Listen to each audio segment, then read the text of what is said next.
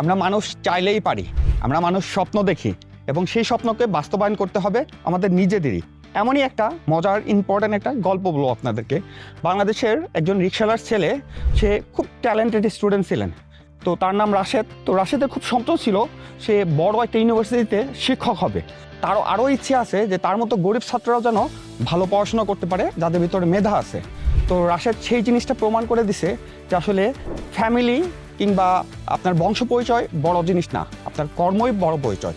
আপনি কর্মের মাধ্যমে সবার কাছে তুলে ধরবেন আপনি কে, আপনি কি করতে পারেন, কিংবা অন্যদের জন্য আপনি কিভাবে রোল মডেল হয়ে উঠতে পারেন। রাশেদ তেমনই রিক্সাওয়ালার ঘরের ছেলে হয়েও সে আজ একটা প্রাইভেট ইউনিভার্সিটির প্রফেসর, এবং সে শুধু নিজেকে স্বপ্ন দেখাচ্ছে না, সে হাজারো মানুষকে স্বপ্ন দেখাচ্ছে।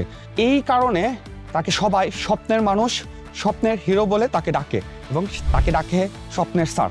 রাশেদের জন্য অনেক অনেক শুভকামনা।